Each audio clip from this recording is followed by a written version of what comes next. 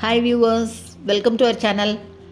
இன்றைக்கி நம்ம சேனலில் ஒரு சட்னி அரைக்க போகிறோங்க. ரொம்ப ரொம்ப ஹெல்த்தியான ஒரு சட்னி, முருங்கை இலை சட்னி. இதாங்க இன்றைக்கி அரைக்க போகிறோம்.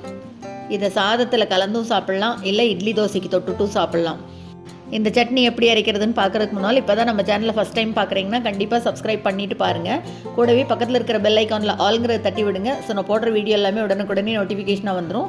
வாங்க எப்படி பண்ணுறதுன்னு பார்க்கலாம். இதுக்கு முதல்ல ஒரு கடாயில் 2 டேபிள் ஸ்பூன் அளவுக்கு நல்லெண்ணெய் சேர்த்துக்கலாம். இப்போ எண்ணெய் நல்லா சூடாகட்டும். எண்ணெய் சூடான உடனே 15லிருந்து 20 சின்ன வெங்காயம் சேர்த்துக்கலாம். வெங்காயத்தை நல்லா லேசாக ஒரு தடவை வதக்கி விட்டுட்டு இப்போ இது கூட 2 கைப்பிடி அளவுக்கு முருங்கைக்கீரையை நல்லா ஆஞ்சு வாஷ் பண்ணி க்ளீன் பண்ணி எடுத்து வச்சுருக்கேன். அதை இது கூட சேர்த்துக்கலாம்.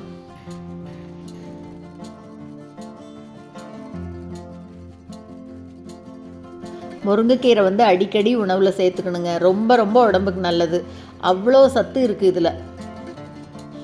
கீரை நல்லா சுருளை வதக்கிக்கணும்.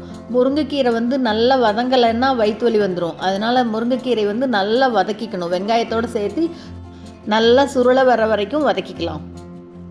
பாருங்கள், இந்த அளவு வதங்கினோன்னே இப்போ இது கூட ஒரே ஒரு தக்காளியை பொடிப்பொடியாக கட் பண்ணி அதையும் சேர்த்து வதக்கிக்கலாம். கீரை, தக்காளி, வெங்காயம் 3 நல்லா வதங்கணும். வெங்காயம், தக்காளி, கீரை 3மே வதங்கும் போதே இப்போ இது கூட ஒரு கொத்து கருவேப்பிலையும் சேர்த்துக்கலாம். கருவேப்பிலை சேர்த்து பண்ணும்போது இன்னும் வாசனையாக நல்லா இருக்கும்.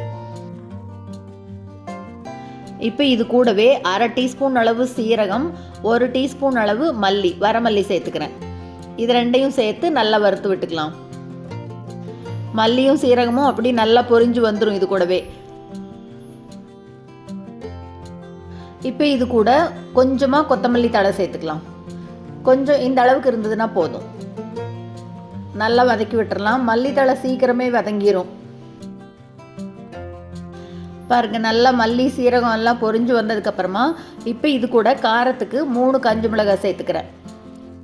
உங்கள் காரத்துக்கு தகுந்த மாதிரி மிளகாய் பார்த்து சேர்த்துக்கோங்க. நான் 3 மிளகாய் சேர்த்து நல்லா வதக்கி விட்டுறேன். அதையும் இப்போ இது கூடவே சின்ன துண்டு புளி சேர்த்து நல்லா வதக்கிக்கலாம்.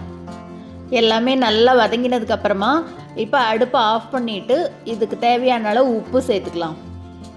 இப்போ இதெல்லாம் நல்லா கம்ப்ளீட்டாக ஆறுனதுக்கப்புறமா ஒரு மிக்ஸி ஜாருக்கு மாற்றிட்டு நல்லா சட்னி பதத்துக்கு அரைச்சிக்கலாம். துள்ளி கூட தண்ணி சேர்த்த வேண்டாம். வெங்காயத்தில் இருக்கிற ஈரமே போதும்.